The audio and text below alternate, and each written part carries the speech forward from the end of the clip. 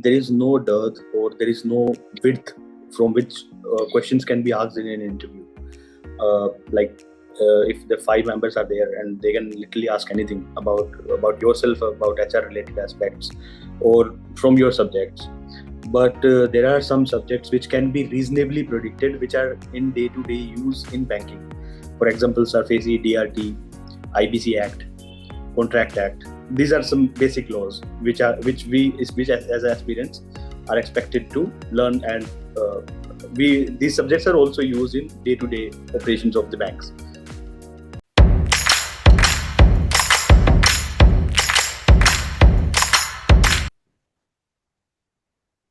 Hello everyone, I'm Surbi, founder of LegalWiki, and I would like to welcome you all to the second part of our IBPS SO Law Officer examination series. Since the main examination results are out, we have received numerous requests for a detailed session on how to prepare for the interview, as interview schedule is already out. So congratulations those who have already cleared the main examination. And to guide you through this crucial stage, we have once again invited Mr. Mohit, who is presently serving as a law officer at the Bank of Baroda, Gujarat. So here he has joined us to provide you in-depth insights, tips and strategies to help you crack the interview with confidence. So warm welcome to you, Mohit. Thank you very much, ma'am. Thank you very much. So now the candidates have already cleared the main examination, and your video was very, useful. It was very helpful. I have received a lot of comments and views on that particular video. So thanks to you. And so let's get into the interview process in detail. Okay, so where we can discuss like how does the interview process goes from step by step. Okay. So for those who have already shortlisted for the interview, so what should be their next step? The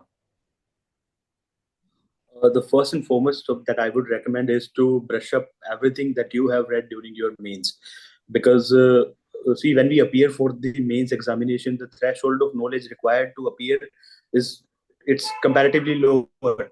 Even if you have just skimmed through the Bare Act, and you might be in a position to attempt some questions in mains examination, but the threshold in interview that is required is comparatively higher. So you are expected to explain concepts that you have read. Unless you have deep knowledge of it, you won't be able to explain it. So that would be my first suggestion. Read whatever, revise whatever you have read during your mains examination, concretize it, revise it multiple times. The concepts stick into your head, and you don't face any difficulties if any concept from those subjects that you have read is asked in the interview. Okay. So moving forward, let's discuss step by step. So let's start with the format of the interview. So what does the interview process look like, and how does it typically last?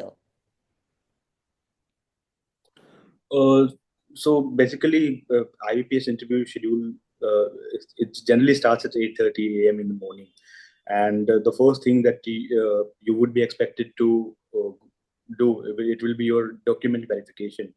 They will let you sit around half an hour, 1 hour. Then attendance sheets will be handed out to the candidates, and then the aspirants will be requested to proceed for document verification. The document verification typically takes around 1 to 2 hours, and by 11 or 11:15 you are in the waiting area for your interview, and then the interview starts. Generally there are 5 members in the panel, and at my time, when I appeared for the interview, there was a common panel of for the interview of all, because it's a common recruitment exam, IBPS specialist officer. So there will be one person in the panel from IT, one person will be from official language, one person will be from agricultural background, and one person will be from legal. This is the typical composition of the interview panel, and the interview generally lasts around 15 to 20 minutes. Okay, so 15 to 20 minutes. So was the process of interview same for everyone, and for everyone it was for 15-20 minutes, or it was different for some? It can stretch. It will be different. Obviously, it will be different. There, see, they only have to evaluate your potential as a candidate. And if the interview panel feels that we have uh, evaluated the person, the aspirant, adequately, then they might cut it short, or it might even stretch beyond this 15 to 20 minutes. Okay. So, as you were also talking about the interview panel composition, you had a joint panel, right? So, and there were 5 members. So, out of this 5 members, there were a person from a legal field also. Yeah, Okay. one person from legal field, and it is generally chaired by a very senior banker who has some 25-30 years of experience, and that's it. Okay. Okay. So when it comes to But the it might change. It's not fixed. The composition panel is not fixed. It might okay. change depending on the location. It might change. Okay, got your point. So moving further, when it comes to the interview, so what are the core law subjects candidates should focus on, and what type of legal questions can be expected? And also, you can relate with your journey that how you prepared for the interview, and also what type of questions were asked in your interview. See, there is no dearth or there is no width from which questions can be asked in an interview. Like if the 5 members are there and they can literally ask anything about yourself, about HR related aspects, or from your subjects. But there are some subjects which can be reasonably predicted, which are in day to day use in banking. For example, SARFAESI, DRT, IBC Act, Contract Act. These are some basic laws which as aspirants are expected to learn, and we these subjects are also used in day to day operations of the banks. So these are some subjects. Okay. So do you Apart from that, Partnership Act, Companies Act, and partnership companies, LLP. These are some core subjects. okay? So do you remember the types of questions which were asked from you? Yes, some questions were of basic nature. Some questions were from areas developing. Like I remember, there was one question on personal guarantors, Okay. the scope of insolvency proceedings under IBC with respect to personal guarantors. Like what will be the adjudicating authority for personal guarantors.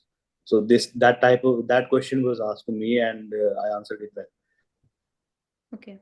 So when they're asking you the question, so how one is supposed to basically structure the answers? It should be in detail. Like it is assumed that you should be talking about sections, relevant case laws, recent case laws, or a basic explanation to that question can work. uh, Basically, uh, first you have to define the concept. Like, let's say personal guarantors. If it is expected, if it has been asked that specifically by the interviewing panel, what are personal guarantors, then you define it. And if in the meanwhile, if any cross question follows, then once you complete with the definition, you explain it that as well. And although it is recommended that section number should be mentioned, it is not expected ki we will remember every each and every section number. So that's all it is. And if you remember case laws, then it will be a cherry on the top. Oh, that's great. So basically depends upon you that how you want to structure the answer. There is no fixed formula for that, right? Okay. So Yeah, moving. but you should always start with basic concepts. You should always start with the basic concepts and then add on to that. Okay, got it. Moving forward, so as you were discussing about the panel, in which you mentioned that there were some from the legal field, and at the same time there were some from HR related HR professionals also, right? So, can you tell us what kind of HR related questions were asked from you, and how you can structure such kind of a questions as well? uh, in my interview, there were only few HR related questions, and the questions were basically related to my background, where have I graduated from, any prior experience that I have in legal field, or so on and so forth. These type of questions were asked from me, but I would suggest the aspirants that they should prepare such kind of these basic HR related questions like what is your background, tell us about yourself, where have you graduated from, the basic questions. If you just Google basic HR related questions, you will get, and you should prepare answers to these questions well in advance, because many a times it happens that we are so overwhelmed uh, before the interview that we are not even able to answer these basic questions. So it is highly recommended that you prepare these basic questions in advance. Okay. So basically, when it comes to your interview, so there were 2 to 3 questions related to HR, and then other Yes. questions were mostly from the legal background. And the interview lasted for 15 to 20 minutes. That's the sum up, right? Okay. Yeah. And for the verification, it took 1.5 hours for the document Yeah. verification. Okay. Yeah. Approximately this. Yes. So as you mentioned about document verification, I would like to know what kind of document should candidate carry. So they do I'm sure that they might be providing you the list beforehand. The list might be provided to you, right? And then Yes. also you would like to mention any common mistakes which the candidates can avoid during the verification. Yes, ma'am. See, the basic rule of thumb for carrying documents to any interview is that any claim with respect to eligibility that you have made in your application form, you should possess documents for that. Basically, you have to corroborate that claim. That if, let's say, I'm making a claim about my eligibility, I possess LLM and I have a degree in law, then it's quite obvious to carry those documents with you. So any claim that you have made in with respect to eligibility, that document should be there with you.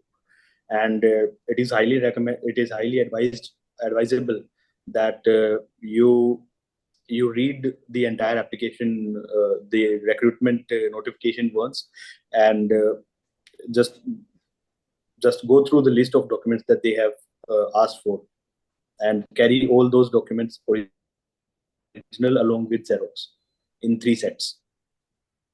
Okay, 3 sets. So okay, great. What are the consequences if they'll find even a minor mistake? So, is a harsh consequences to it,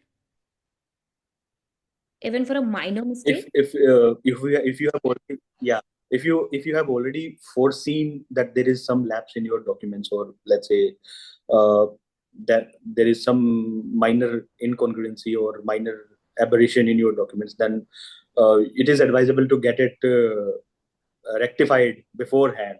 And if you are not able to get that rectified, then you can carry an affidavit stating that this is an aberration in my documents, and this is a deviation. Although it is not recommended, it is highly recommended that you get your documents rectified beforehand. But as a matter of last resort, you can get an affidavit made and state all the facts, narrate the scenario that this is a deviation from the documents, and I will supply the documents in the at the earliest possible time.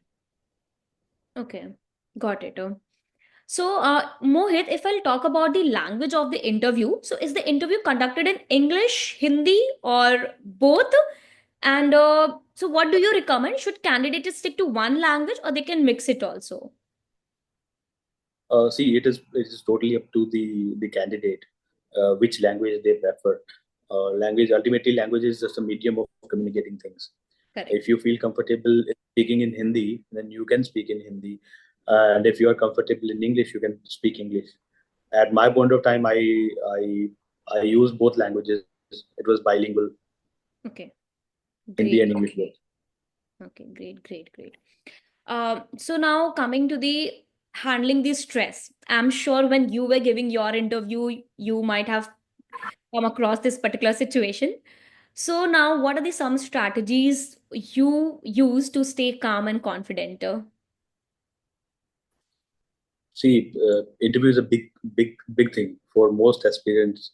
When we prepare for an exam, uh, we are always worried about the consequences of the exam, whether I will make it or not make it.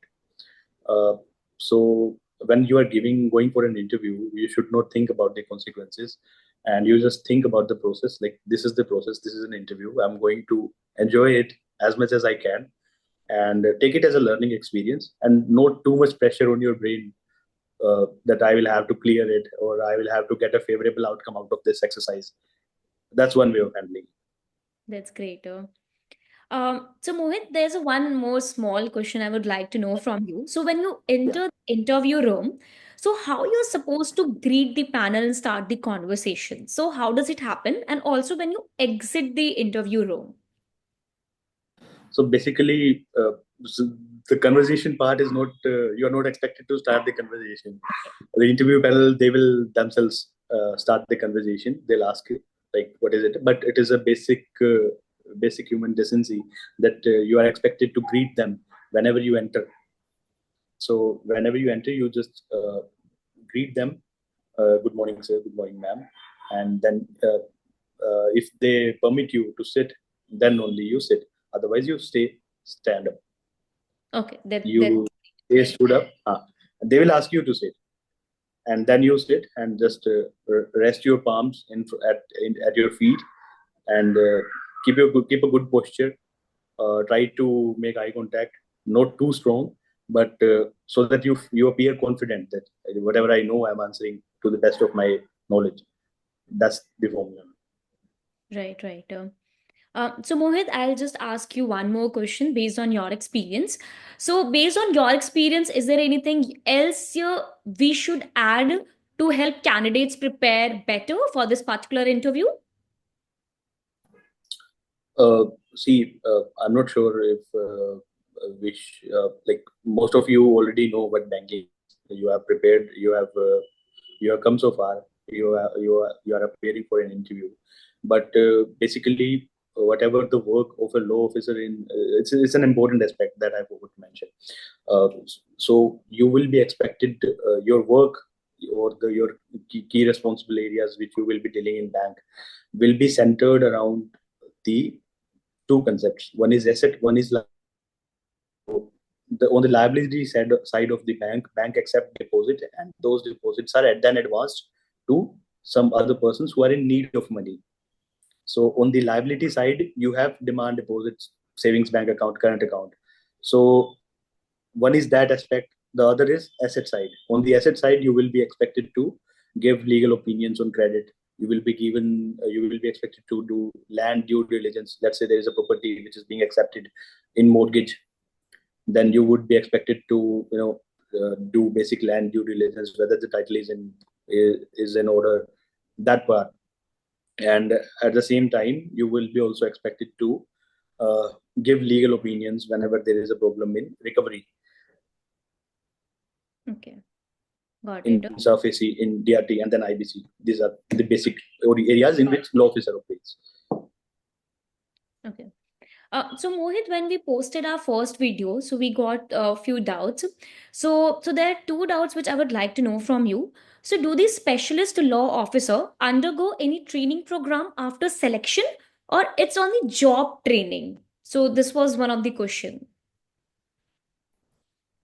See, we are trained as lawyers. We do not have any experience in banking. Most of you who will be getting selected, you might know very well about law, about the core subjects that you have read in your law school, but you might not be having the basic banking experience, or you might not be knowing the the financial aspect of it. So you will be given a training, on the job training, for 1 month. Approximately it lasts around 1 month. There will be some portion of it will be classroom training, and some of it would be on the job training. So that's it, ma'am. And Okay, then you will be posted to your respective positions. got it. So there was one more question. Can fresh law graduate aspirants can give this exam without any experience in law firm? So this was one of the questions. So do you need experience Yes, in law firm to this to give this exam? there is no requirement of experience. There is no requirement of experience in this exam. But if a person who has experience appears, then obviously it will be a cherry on the top. but for the experience, for the candidates who have experience and who have shown experience, you should know whatever area, whatever work you have done in your during your days of work. You should know that area very well. There's a high probability that questions will be asked from the area in which you have worked. Correct, correct. So they will be asking you questions from your CV as well. So whatever you have done in the past, you might be in a law school or you were working professional. So they will be asking questions from that as well, right? Yeah, if you have shown some experience, then some questions will be there. Got it, got it. So thank you so much, Mohit, for taking time out and sharing the tips and tricks for the interview. I hope our conversation about the interview preparation will be helpful to the aspirants as it was in demand also. So, thank you so much for your time.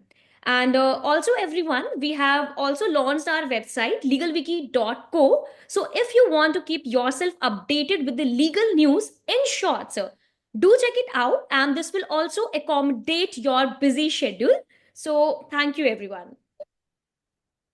Thank you Thank very much, ma'am. Thank you very much, and all the best to everyone for those appearing in the interview. Yes, all the best, everyone.